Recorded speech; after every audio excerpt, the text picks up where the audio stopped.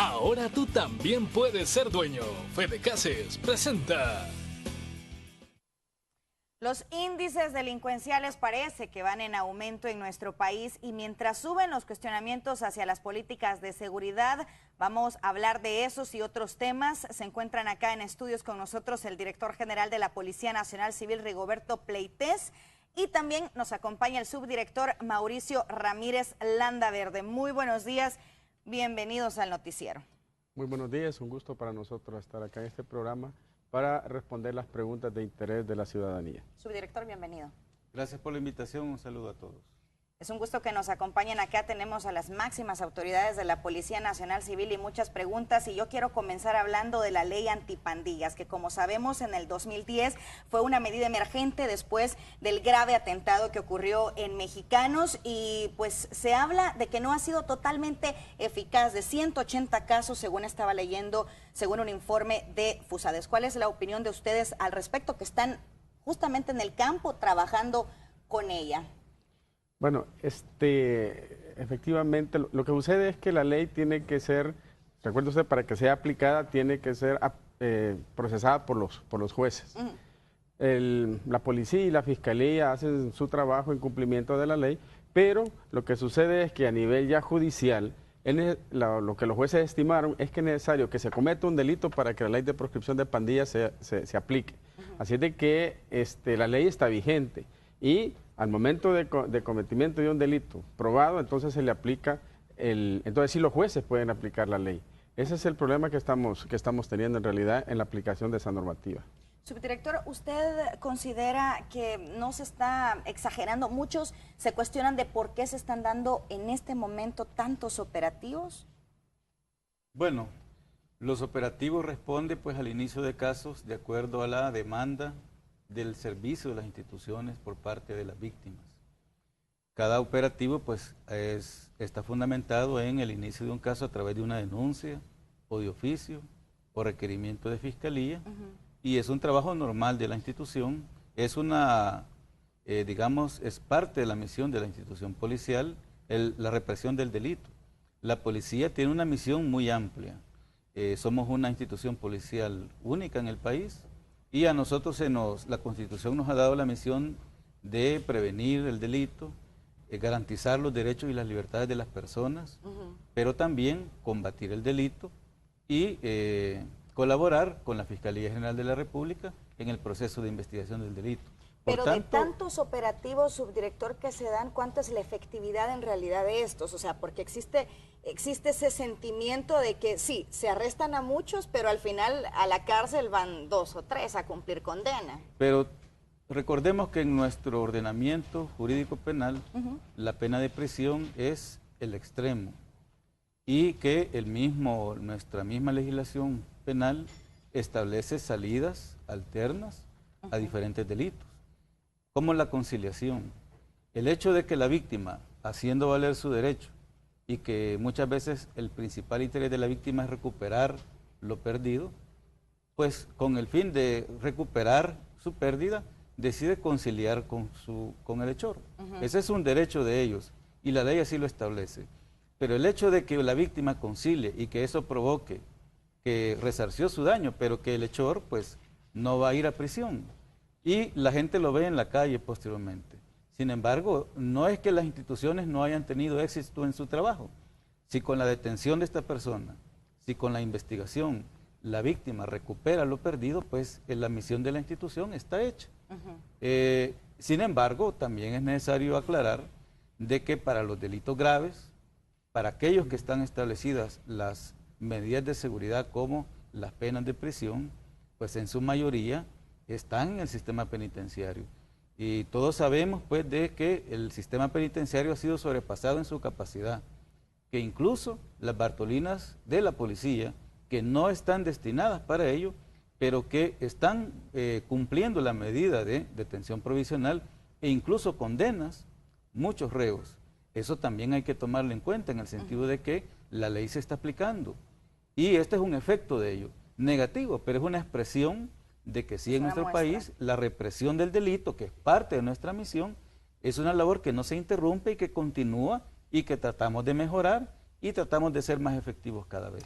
Subdirector, qué bueno que menciona esto de los centros penales y también de las Bartolinas, porque existe el hacinamiento. ¿Qué es lo que se piensa hacer al respecto, director, de este tema? Bueno, nosotros afortunadamente estamos contando con el apoyo del gobierno de los Estados Unidos. Ellos pues están favoreciendo con la construcción de Bartolinas. Ya tenemos 3 en desarrollo en Lourdes, en Santa Ana, en Usulután. Y pues nos piensan apoyar en construir al menos una Bartolina moderna en las 22 delegaciones que tiene la Policía Nacional Civil. Adicionalmente, el ministro de Justicia y Seguridad Pública pues ha presentado una propuesta de ley a la Asamblea Legislativa para el uso de los brazaletes electrónicos que han generado alguna noticia en este país.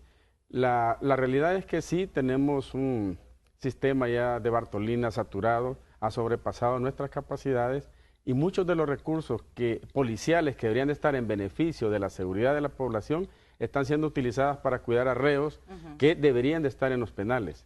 Así es así como nosotros, por ejemplo, tenemos que estar pendientes a la hora que le llevan la comida a los reos, a la hora de que pueden hacer sus necesidades fisiológicas, si tienen necesidad de servicios de salud, al momento que hay que llevarlos también a los diferentes juzgados para que les sea realizadas las audiencias, y todo eso consume recursos humanos importantísimos que podría estar siendo utilizado para beneficiar a la población. Entonces, este es un problema serio que tenemos nosotros.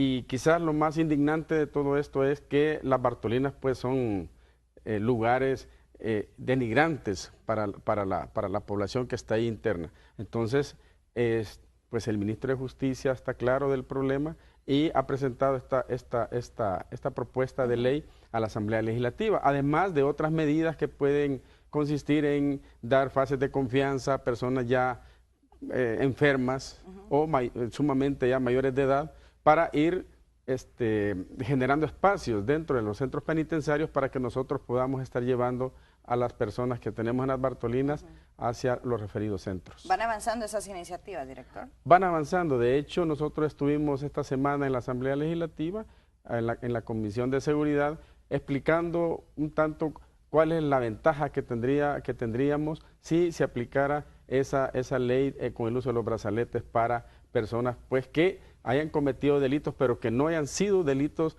como homicidios o robos agravados, sino delitos menores que nos permitieran que las personas usaran este brazalete y gozaran de una libertad, pues, pero enlazada con un registro GPS, o sea, un registro de posición, para que a través de un monitoreo estuviéramos observando si la persona está cumpliendo los radios o las medidas establecidas para sus movimientos.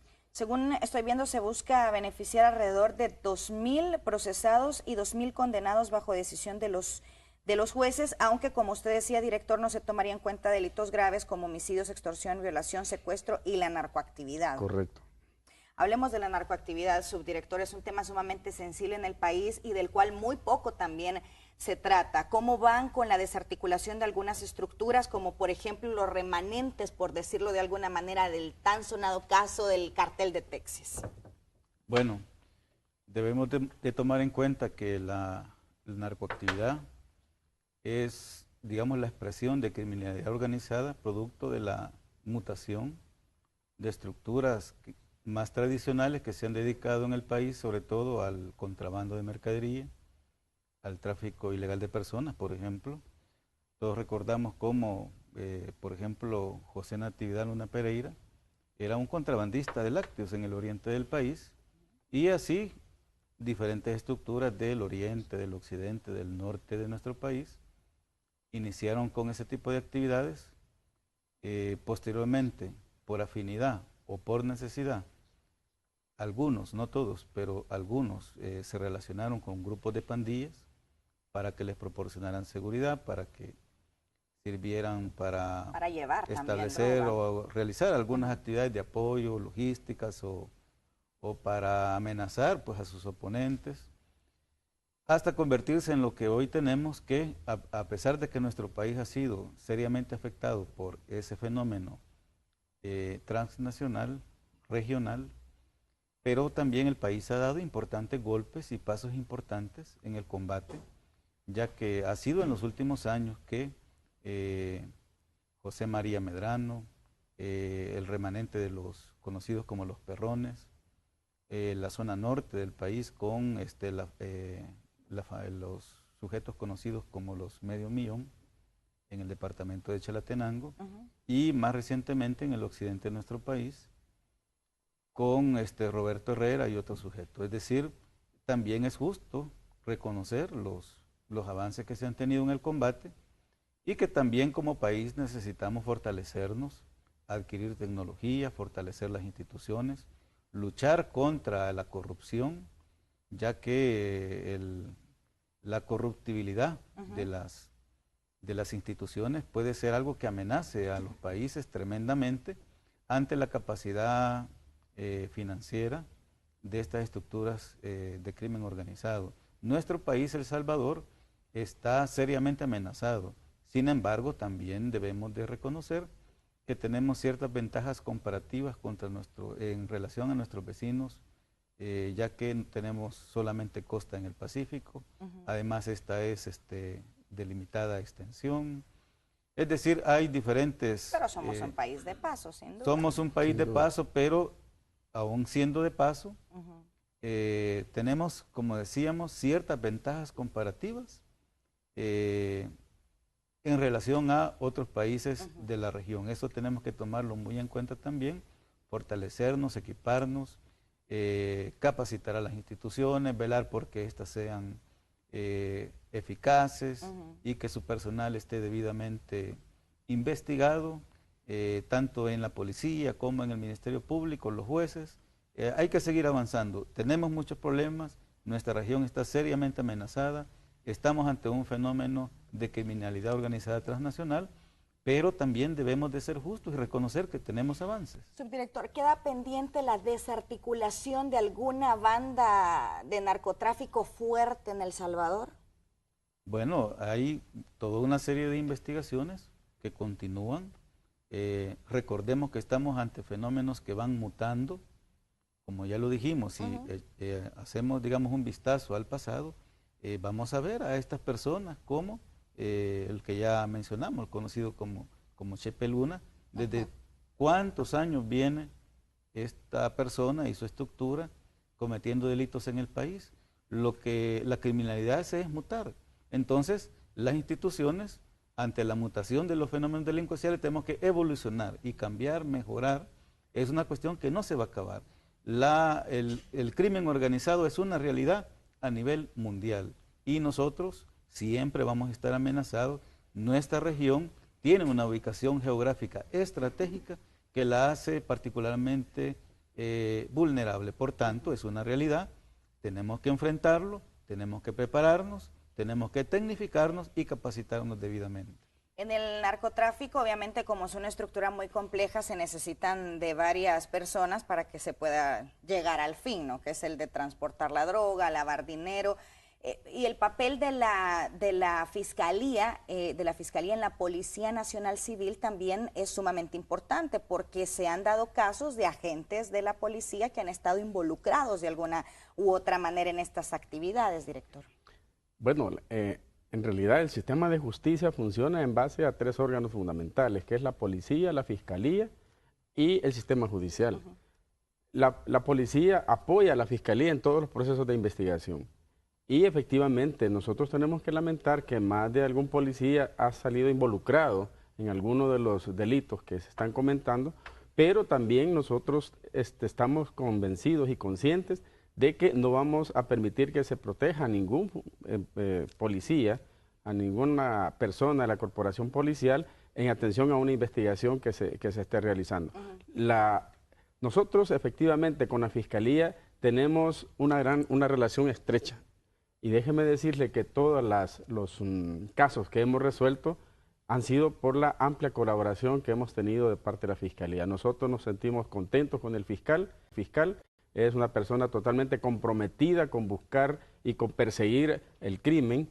Y pues tenemos, en el caso de la narcoactividad, tenemos casos pendientes de investigación, casos que estamos investigando. O sea, los casos no están totalmente, en el caso del cartel de Texas, por ejemplo, no está totalmente terminado, porque también tenemos que buscar todas las estructuras conexas con el narcotráfico, como es el lavado de dinero, Asimismo, también dentro de la corporación policial se están haciendo los ajustes orgánicos y de esa forma es que se ha creado la división de delitos financieros para darle mayor soporte a todas aquellas investigaciones que tienen que ver con los delitos de cuello blanco y con el lavado de dinero. Así es de que estamos haciendo todo ese esfuerzo.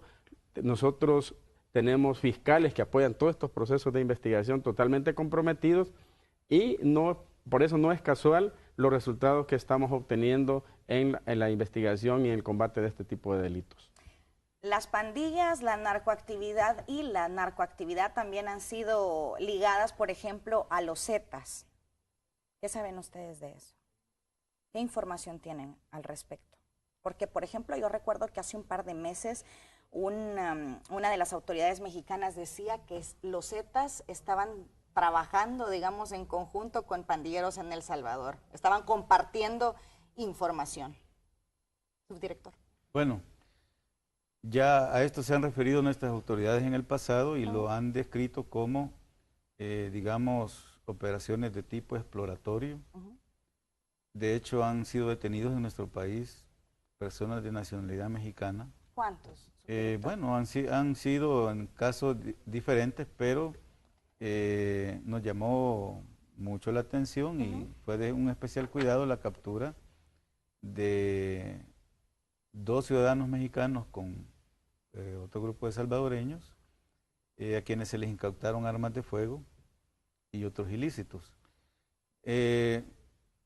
Todos estos indicios nos dan lugar a concluir de que por el momento podemos hablar de operaciones de tipo exploratorio, pero que orgánicamente no hemos establecido una relación ya más directa.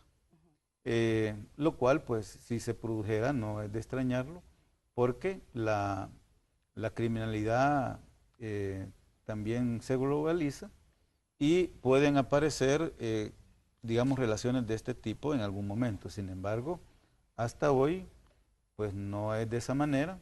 Las pandillas en nuestro país, a excepción de algunos casos como los que ya hemos investigado, como los casos de Mori Bercián, por ejemplo, alias El Barney, de integrante de una estructura pandilleril que ha como asumido funciones en el narcoactividad, ya más allá de lo que es el apoyo logístico, la seguridad, y también otras investigaciones que se han seguido sobre estructuras en el norte de nuestro país en relación a una organización criminal que se llama Fulton Locos Salvatruchos. Más allá de eso, bueno, y que recientemente también determinadas estructuras como los que se autodenominan coronados en el oriente del país, que también han sido duramente golpeados y prácticamente desarticulados de la zona sur del departamento de La Unión, con muchos casos que se han logrado concluir exitosamente en la zona de El Tamarindo y el Jagüey, la Metaza y todos esos lugares de la costa del sur de nuestro país, del departamento de La Unión. Sin embargo, más allá de eso, continúan pues las estructuras de pandilla en nuestro país, sí relacionadas a este tipo de actividades delictivas, pero más bien en actividades de apoyo, en seguridad, en sicariato, en brindar cierto apoyo logístico o de otra naturaleza a las estructuras transnacionales que cubren esta actividad. Por ello, pues debemos de ahondar en el combate.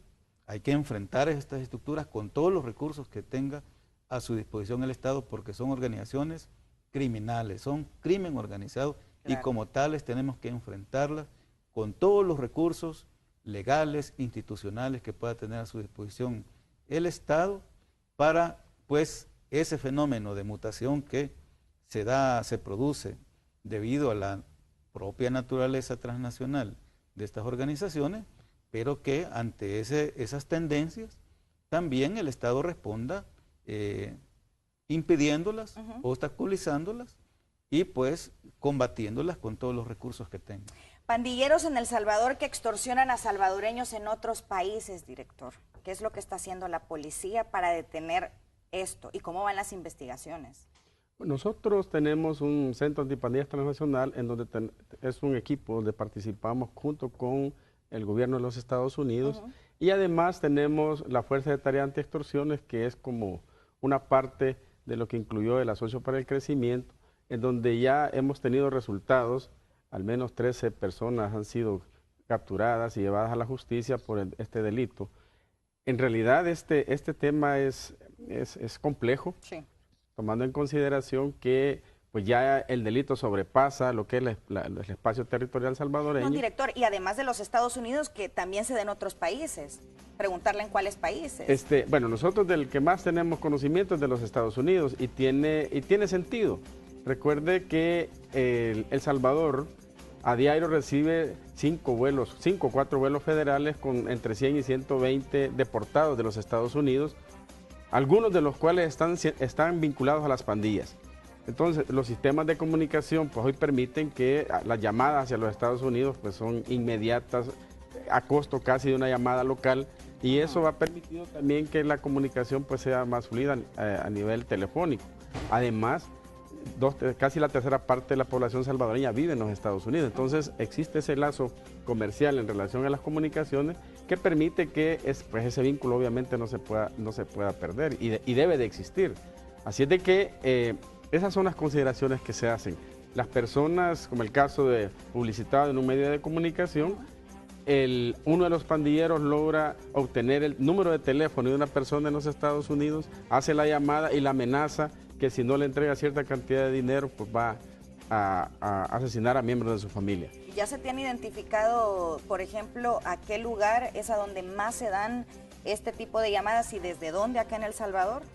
Bueno, en realidad tenemos el problema y hay que reconocerlo, que los centros penales todavía no hemos logrado nosotros eliminar las llamadas telefónicas, el uso de la telefonía celular. El señor Ministro de Justicia y Seguridad ha hecho todos los esfuerzos porque las empresas telefónicas bajen los niveles de la señal ahí, ver de qué manera se pueden totalmente obstruir, pero es complicadísimo en realidad, sobre todo porque los centros penales están casi, o mejor dicho, están ya rodeados de la ciudad, entonces afectar un centro penal también es afectar los alrededores, entorno, claro. Entonces es un tema bastante complejo. No obstante, la policía pues continuamente hace requisa en los diferentes centros penales a petición del director de los referidos centros y pues siempre encontramos aparatos de telefonía, chips, encontramos cargadores. Entonces, pero es un trabajo continuo que nosotros hacemos para ir disminuyendo ese tipo o las llamadas que se hacen desde los centros penales. De eso vamos a seguir hablando después de la pausa comercial, de los centros penales, de las llamadas de las pandillas y también del balance de la violencia que se ha registrado en los últimos días. Pero antes vamos a saludar a Cristóbal Ayala, quien nos tiene importante información de protestas, del descontento que tienen algunos trabajadores. Así que te saludamos, Cristóbal, adelante con tu reporte. Gracias, Roxana, un gusto saludarte nuevamente y por supuesto a todos los amigos que a esta hora se mantienen siempre pendientes del noticiero Hechos AM, y al parecer la problemática continúa al interior del Ministerio de Gobernación y todas sus dependencias. Para saber de qué se trata en esta ocasión, me acompaña don Lorenzo Iraeta para que nos cuente de qué se tratan las demandas. Don Lorenzo, buenos días para Noticiero Hechos. Cuéntame. Buenos días, que Dios les bendiga, a la teleaudiencia, a ustedes también. Sí, nos encontramos a partir de este día con suspensión de labores, ya que nuestras demandas no han sido cumplidas como trabajadores. Esperamos que los padres de la patria puedan honrar ese compromiso del presidente de la República, pueda honrar también el compromiso de, como dice su lema, incluir, y queremos que nos incluya en el presupuesto de este año para que sea efectivo nuestro contrato el próximo año.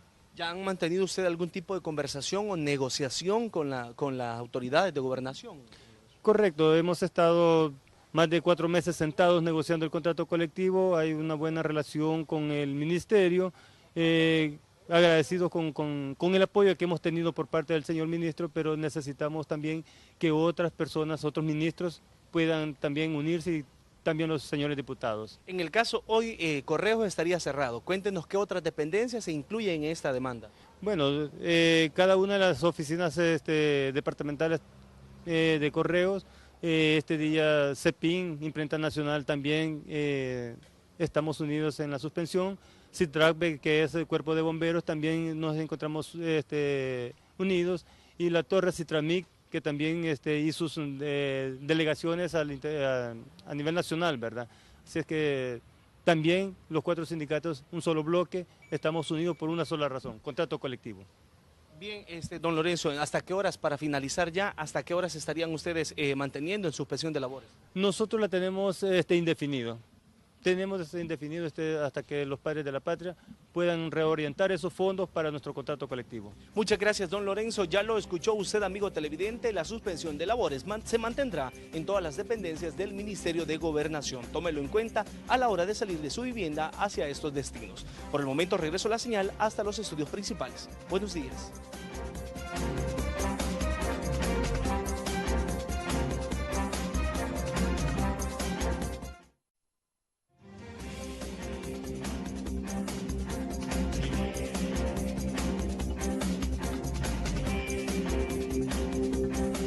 Continuamos hablando con las máximas autoridades de la Policía Nacional Civil en la entrevista de Hechos AM. Director, ha habido un alza sin duda de los homicidios en los últimos días. Uno de los que más nos ha impactado es el de estos 2 menores de edad de 14 y 2 años, esto en Armenia. Y por cierto que usted decía, según estaba viendo en un periódico, que estaba vinculado a las pandillas. Además de que el 60% de los asesinatos que se dan están vinculados a la pandilla.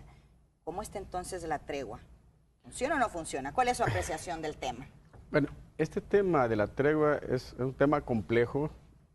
Lo que la policía, pues, lo que nosotros podemos opinar en relación a ello es de que favorece a la población de que 2 grupos que se están matando entre sí decidan no hacerlo, porque eso obviamente le lleva más tranquilidad a la familia salvadoreña. El problema es que nosotros a nivel ya mediático, el crimen o el homicidio lo estamos viendo más como un número. Así se percibe. Si hubieron 16, pues salimos mal, y si hubieron 2, pues salimos bien. Pero ya el sufrimiento que existe alrededor de todo este fenómeno como que ya no lo logramos percibir. Entonces, creo que a nosotros como cristianos, pues, una vida que prevalezca, pues, una vida más que está en nuestro país, pues, para beneficio nuestro. Entonces, el tema de la tregua es un tema, como le decía, de acuerdo entre 2 grupos criminales que decidieron en algún momento no matarse entre sí. Esto obviamente disminuyó los homicidios. Eso es así. ¿Qué es lo que ha sucedido últimamente? Lo que ha sucedido es que hay un grupo de pandilleros que no toman en consideración el tema de la tregua. Entonces han continuado matándose entre sí, ya sea con purgas internas o contra la otra pandilla por cuestiones de control territorial. Pero, por ejemplo, en el caso de estos 2 menores que, según tengo entendido, eran familiares de un pandillero que hace 3 meses ya había sido asesinado. Sí, exactamente. Bueno, nosotros lo que hemos averiguado ahí, justo lo que usted está diciendo, que el papá del niño se suponía había muerto, o mejor dicho, había sido asesinado 3 meses atrás, 2 o 3 meses atrás. Entonces, dentro de la pugna de la misma pandilla, pues decidieron matar a la señora, a la señorita, perdón, y desafortunadamente, y esto es de lamentar, porque no se miden ya esos niveles de odio, pues también matan al niño de 2 años. Es un hecho lamentable. Nosotros, pues, da tristeza que estos casos pasen en nuestro país, pero esa es la realidad en que vivimos. ¿Han dado con los responsables de este caso?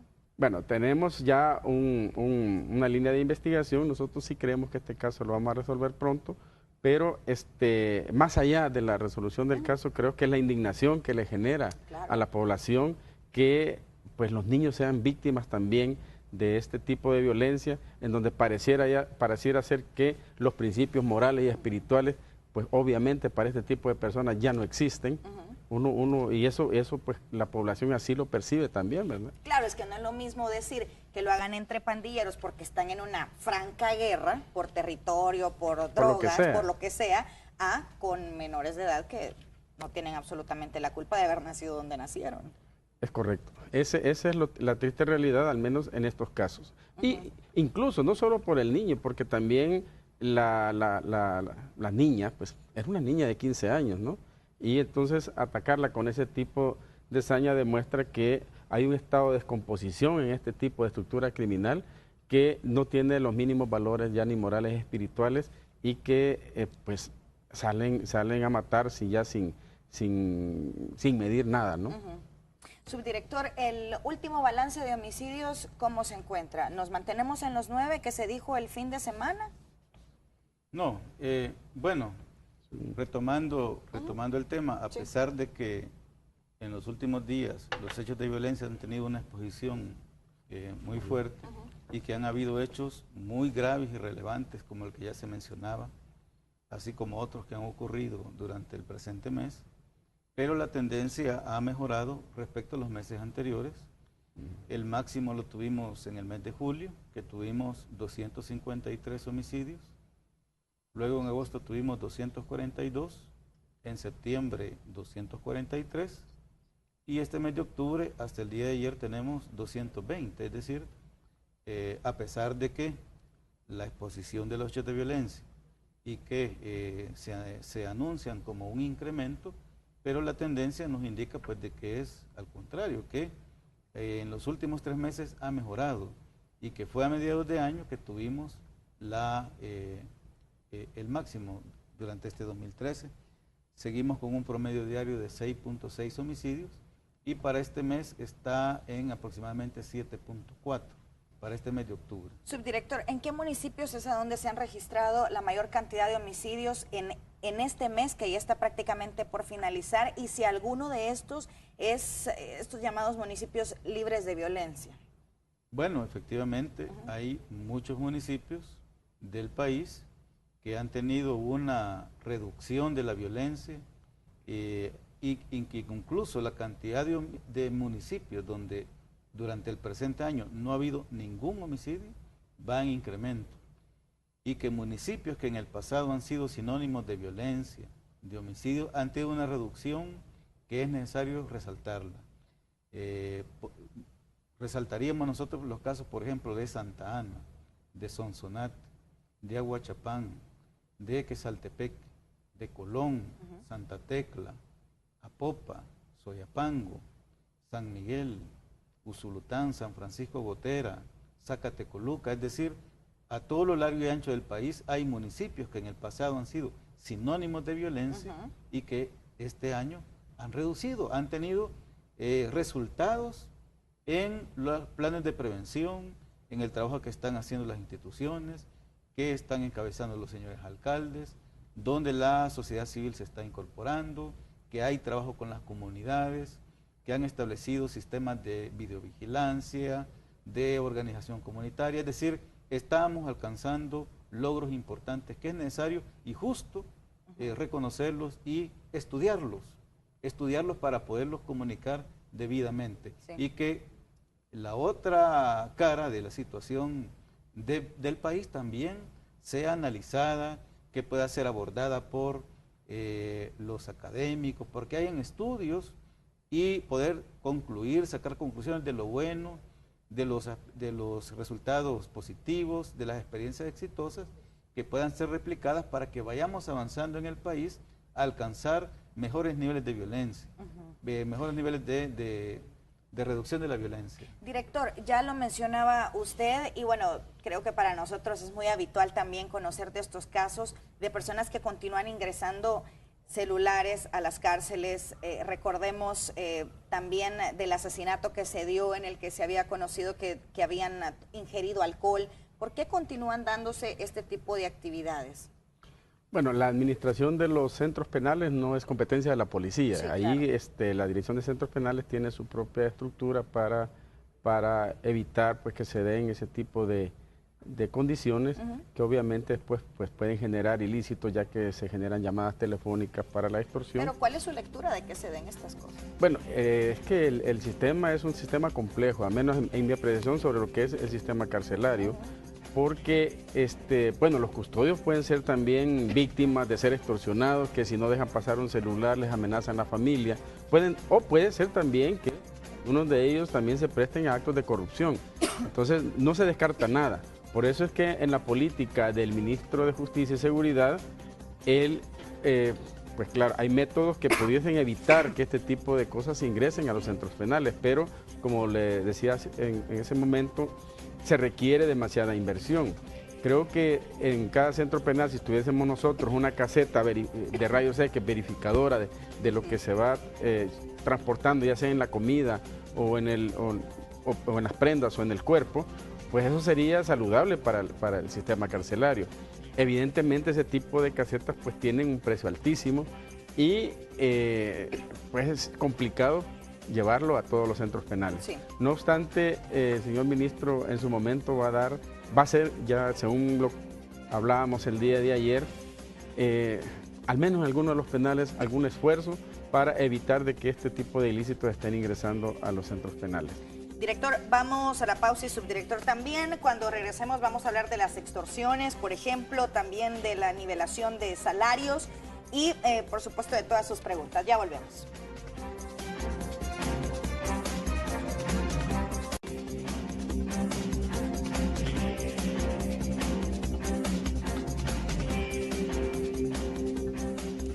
Tenemos muy poco tiempo y para nosotros es muy importante escuchar sus opiniones, así que las vamos a conocer ahorita. David Elías dice: quiero saber por qué no se aplica la ley antipandillas, es lo que pregunta. Ricardo Hernández: me urge saber a qué autoridad le corresponde velar por el cumplimiento de la ley de control y consumo de tabaco, ya que si uno llama a la PNC, dice que esa ley no existe y tenemos grave problema con la tienda, dice California de Ciudad Delgado, que se reúnen un grupo de 6 u 8 personas y fuman abundantemente. René Alexander dice: si por favor podrían decir qué es lo que están haciendo con respecto a las pandillas, es lo que pregunta. También Julio René, dice: ¿qué fin han tenido los investigadores que capturaron por herir a un pandillero después que este pandillero había matado a otro? Lo único que logran los policías, que tengan miedo de actuar si saben que después los capturan por defender al pueblo. Hay que recordar también que esto es parte de lo que se está estudiando para que se pueda proteger o dar mayor garantía a un policía para que en defensa propia pueda actuar. También Elisandro Alvarenga dice: solo pido que cambien la estrategia, que sean más severos con los delincuentes y más tolerantes con las víctimas. También preguntan acá: el gobierno se muestra tan indiferente ante el dolor de tantas víctimas de los mareros y por qué razón no han incluido al personal básico en aumentos salariales del 2014 si la institución funciona gracias a ellos, es lo que dice Eric Giovanni. ¿Por qué los recursos, elemento humano y capacitaciones son tan pocos en la división de medio ambiente? ¿Por qué se retiraron los puestos del Imposible y el Jocotal? Es otra de las preguntas de Ricardo Ibarra Portillo. Muchas preguntas y poco tiempo. Subdirector, ¿usted desea contestar alguna de estas? Bueno, vi una pregunta bien interesante, importante poder responder, que decía: ¿qué estamos haciendo contra las pandillas? Ya dijimos de que la misión de la institución es amplia. Tenemos una misión muy amplia de garantizar los derechos y libertades de las personas, prevenir y combatir el delito. Y en relación a este importante problema que tiene nuestro país, nosotros estamos enfrentándolo de diferentes formas. Estamos desarrollando labores de prevención con los niños, con los adolescentes. Estamos en más de 300 centros escolares con personal nuestro destacado ahí permanentemente, desarrollando diferentes programas. Y a través de diferentes programas, son cientos de centros escolares que se atienden todos los días.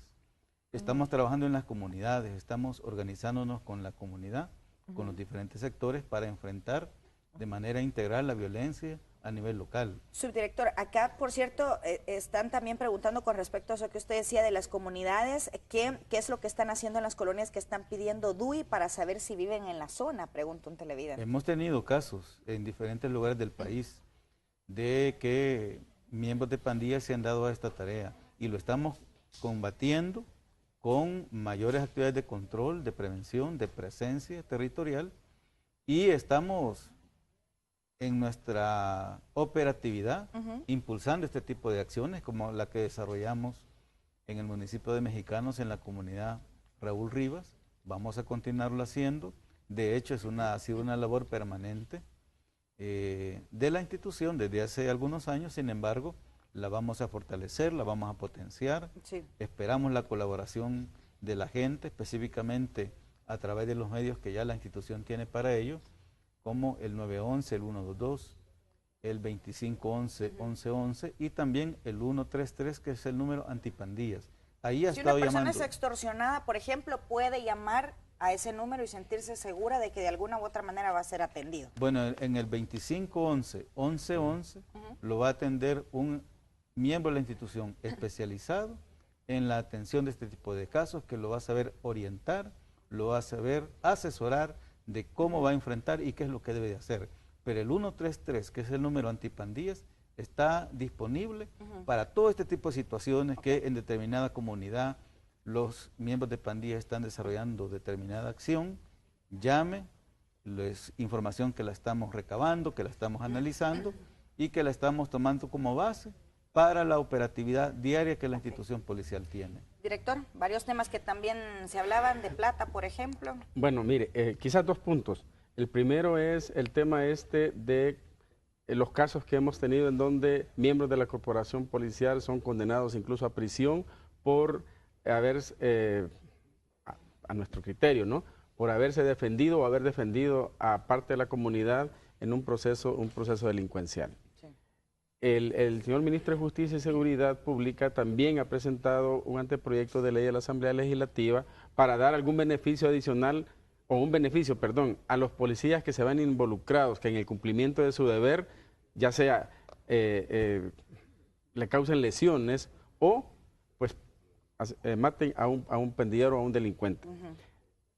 Lo que la ley está pidiendo, le está solicitando ahí, o lo que se está incorporando en la ley, no es que se elimine del proceso la investigación o generarle algún tipo de impunidad a la policía, sino más bien generarle diferentes condiciones, porque es complicado que un policía vaya a una Bartolina en donde también esté, por ejemplo, un pandillero. En donde están Entonces, los que él combatió, digamos. Exactamente. Entonces, la idea sería de que estos agentes guarden prisión dentro de las mismas instalaciones policiales, siendo la policía la garante de que él pues se va a estar en ese lugar mientras dure todo el proceso de investigación.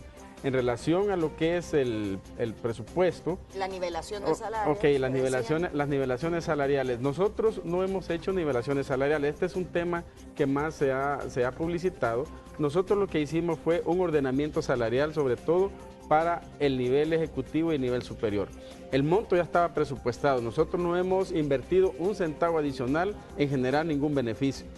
Y lo que se hizo ahí es que habían 2 sistemas de pago. El sistema de pago por el grado y el sistema de pago por el cargo. Entonces el sistema de pago por el cargo era mucho más alto que por el grado. Unimos los 2 sistemas y generamos una nueva escala salarial, sin tocar ningún centavo de lo que correspondía para el nivel básico. Hay escalafón entonces. Exactamente, está el escalafón, hay escalafón para todo nivel. Y también se dijo o se escribió en algún momento que la policía no tenía los recursos para hacerle frente al escalafón salarial. En ese sentido, nosotros hicimos, atendiendo las instrucciones de la Presidencia de la República, la política de austeridad, tratando de ahorrar fondos, minimizando algunos rubros. El concepto de energía eléctrica, el uso del combustible, los alquileres, en fin, la telefonía celular, aquellos factores que nos permitieran tener ahorros para poder cumplir con el escalafón. Con esto termino. No obstante, en la reunión que tuvimos en la Comisión de Hacienda y Especial del Presupuesto la semana pasada, la Comisión de Hacienda nos confirmó que los fondos para el escalafón policial estaban garantizados. En ese sentido, ese es el mensaje que le queremos dejar a nuestros agentes, que confíen en sus autoridades y que el escalafón pues va a estar vigente para el año 2014. Muchas gracias por su tiempo, ambos. Gracias a ustedes por la invitación. Muchas gracias. Vamos de nuevo a la pausa y volvemos con el último bloque del noticiero. Ahora tú también puedes ser dueño. Fede Cases presentó.